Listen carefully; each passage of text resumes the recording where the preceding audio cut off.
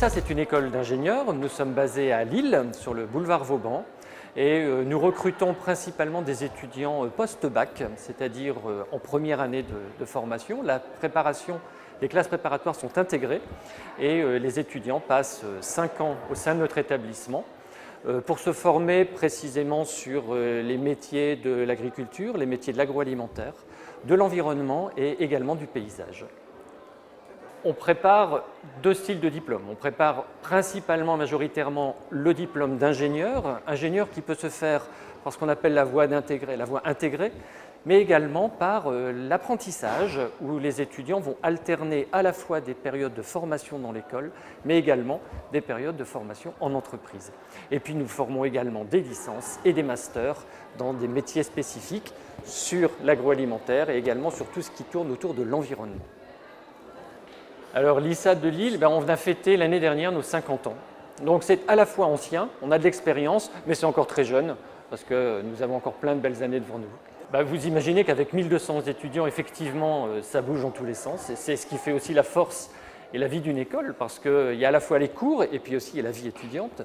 Et puis cette connexion qui existe entre les profs et les étudiants, où est-ce que les portes des bureaux sont toujours ouvertes et on est là pour accompagner le jeune dans le développement de son projet professionnel et pas simplement pour donner des cours.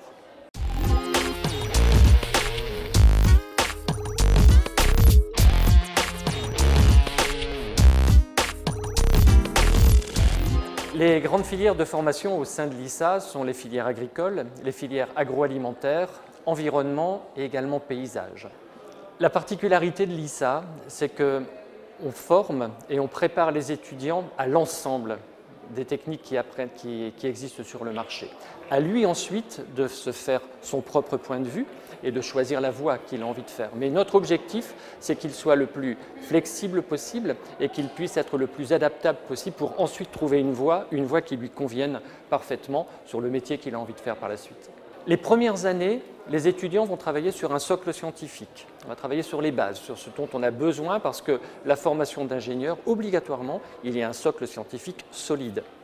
Et puis, sur les années 4e et 5e année, nous allons nous spécialiser, nous allons être de plus en plus en contact avec l'entreprise pour que cette formation soit la plus appliquée possible et que l'étudiant, à la sortie de l'école, soit totalement connecté avec le monde de l'entreprise.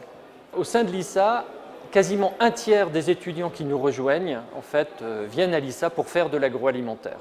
Alors là également, l'agroalimentaire, c'est assez vaste. Bien sûr, on pense tout de suite les usines agroalimentaires, la production. Il faut savoir que dans la production agroalimentaire, il faut aussi se connecter avec le sourcing, donc la production des végétaux ou de la viande, etc., donc qui va permettre de récupérer les matières premières. Et puis, il y a tous les métiers qui tournent autour de l'agroalimentaire. La qualité, la sécurité, l'environnement, ce sont tous ces métiers périphériques qui forment l'activité agroalimentaire. Et à l'ISA, on prépare nos étudiants, nos futurs ingénieurs, à être capables de répondre à l'ensemble de cette palette pendant les 3 premières années. Et ensuite, sur les 2 années de spécialisation, ils vont choisir le métier, une spécialisation qui leur permettra d'être particulièrement performants dans l'un de ces métiers qu'ils auront choisi au préalable. 1,5 ans 2 feuilles mortes. 2 feuilles mortes. 3 feuilles. 5 autres feuilles. 3, 4, 5, 6, ouais. Certains vont choisir de travailler en recherche et développement, donc ils vont créer les nouveaux produits que vous trouvez sur les linéaires. D'autres vont se spécialiser sur la qualité, donc faire en sorte que les produits que vous achetez soient de qualité irréprochable. Et puis il y a ceux qui vont choisir plutôt la partie production, donc dans les entreprises, la partie sécurité ou la partie finance, contrôle de gestion. Nous avons des spécialisations pour ces métiers, justement, au niveau de la finance, contrôle de gestion et autres. Donc l'ensemble de la palette est représenté au sein de l'ISA. La particularité du paysage au niveau de l'ISA, c'est que ce sont des étudiants qui ne nous rejoignent pas après le bac, mais qui nous rejoignent déjà avec un bac plus 2. Donc ils vont réaliser 3 ans au sein de l'école. Et ces 3 ans seront obligatoirement réalisés en alternance. Les étudiants sont 1 semaine à l'école, 3 semaines dans l'entreprise. Donc ils apprennent à la fois en entreprise et à la fois à l'école. Alors, les métiers du paysage, pour faire très simple, ce sont tous les métiers des espaces verts qui vous entourent. Comment c'est entretenu, comment c'est pensé, comment c'est designé, comment c'est mis en œuvre, pour faire en sorte que vous ayez un environnement qui vous entoure, qui soit le plus agréable possible et qui soit le mieux entretenu possible. Et là aussi, Comme la formation se fait en alternance à l'école et en entreprise, l'employabilité, le taux d'employabilité est extrêmement élevé. On a une bonne partie de nos étudiants qui nous rejoignent justement avec cette fibre environnement. Alors, il y a deux façons vers l'environnement. Nous avons à la fois des cours de spécialisation sur le traitement de l'eau, sur les connexions avec les bâtiments, avec l'énergie. Nous avons toutes ces parties où justement l'environnement, le traitement des sols pollués. Donc nous sommes sur des techniques très précises, d'accord, mais nous avons également cette capacité à former de manière transversale nos étudiants sur cette sensibilisation à l'environnement. Vous imaginez que lorsqu'ils vont travailler dans une entreprise agricole ou dans une entreprise agroalimentaire, cette dimension transversale de l'environnement est également présente. Donc, entrer par l'environnement, c'est soit pouvoir continuer dans des métiers de spécialisation d'environnement, mais c'est également pouvoir s'ouvrir sur d'autres métiers grâce à la diversité, à la transversalité de l'environnement.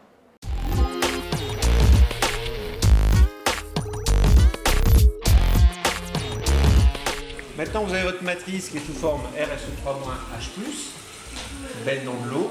On va pouvoir doser les H+. Ok. Alors, pour doser les H+, qu'est-ce qu'on fait? On va sur la palette latérale, on prend du NaCl2 molaire. Les premières années ont pour objectif d'illustrer un peu la diversité de tout ce que les étudiants pourront rencontrer. Alors c'est certain qu'ici, avec des cours comme la biochimie, la biologie, la physiologie, l'objectif des travaux pratiques, c'est de leur montrer un peu le concret du métier, de leur montrer qu'on est avant tout sur des sciences techniques. Et ça permet plus tard de pouvoir choisir en toute connaissance de cause leur orientation à venir, soit s'ils veulent continuer dans la technique, soit faire plutôt du management ou d'autres choses. Je fais des lavages par entraînement, 4-5 fois, 100 ml. C'est mon 5e lavage. Je vais être certain d'avoir bien lavé. Qu'est-ce que je fais? Je suis remonté à neutralité. Alors là, ici, c'est un exercice très particulier. On est en fin de première année, donc là les étudiants ont déjà eu un bon petit cours de biochimie et on va utiliser des techniques de séparation de molécules, donc de la chromatographie pour dire les choses comme elles sont. Et l'objectif c'est de séparer les molécules pour les identifier, pour les doser, les caractériser. Donc c'est des TP assez sophistiqués pour les étudiants de première année qui permettent de voir un peu les techniques que l'on utilise dans les laboratoires pour essayer de valoriser les produits, les matières premières agricoles par exemple. De R4, 5 feuilles. Et la plus grande, elle mesure 5,5. Nous sommes en train de réaliser une culture in vitro d'endives, donc on est en train de regarder l'effet d'un régulateur de croissance sur la culture d'endives. Le régulateur de croissance, c'est le naphthalène acétique. Donc on regarde à différentes concentrations, comme sur les tubes. Quels vont être les impacts de ce régulateur sur la croissance de l'endive, donc notamment sur les tiges, les feuilles et les racines. Et on suit l'évolution sur une durée de 6 semaines afin de déterminer s'il y a un impact positif ou négatif sur la croissance de l'endive. En trop forte concentration d'auxine, comme il y a là, on a une concentration assez élevée. Là, il n'y a aucun développement de la racine, ni de la tige, ni de la feuille. Alors que si on regarde avec de l'auxine à faible concentration ou sans auxine, on voit qu'il y a un développement racinaire et foliaire. C'est ce que les agriculteurs, les cultivateurs d'endives font dans leur chambre de forçage, on appelle ça. Ils mettent les endives dans des bacs avec un régulateur de croissance et qui permettent de jouer sur la croissance de l'endive. Au lycée, j'ai fait un bac option SVT et j'aimais énormément tout ce qui était biologie, côté agroalimentaire et l'école d'ingé qui correspondait mieux à mes attentes, c'était l'ISA et c'était à Lille, donc c'était simple. Moi, en arrivant à l'ISA, je m'attendais à tout ce qui était côté agroalimentaire, énormément. Après, avec mes 2 ans de prépa, ça a plus évolué sur le marketing, mais au début, c'était vraiment l'agroalimentaire. En ayant commencé le lycée en première année, on apprend beaucoup de choses. On apprend le côté agriculture, donc vraiment le côté du bas de la chaîne, jusqu'au côté en industrie agroalimentaire, où là, il y a la transformation des matières premières, mais aussi tout ce qui est contrôle comme la qualité. Et puis, on a aussi le côté marketing, qui est la mise en avant de ces produits-là, la mise en avant des produits alimentaires, donc comment faire, mais aussi tout en conservant une info consommateur, donc être vraiment transparent sur cette info-là. Et donc c'est le marketing et la qualité dans une industrie agroalimentaire qui gère ça. Donc voilà, le côté agroalimentaire, je pense que ça vient du bas de la chaîne jusqu'au consommateur. Je ne savais pas qu'en arrivant à l'ISA, je pouvais faire un peu tout ce qui est commerce, communication, au final, management, gestion, tout en ayant du marketing, parce que c'était vraiment... Au début, je ne me voyais pas du tout là-dedans, et en ayant des cours, là, on se dit que oui, il y a d'autres options à l'ISA, pas que de l'agriculture. Et voilà, j'aurais pu partir en finance, je suis partie en marketing parce que c'est ça qui m'anime pour l'instant.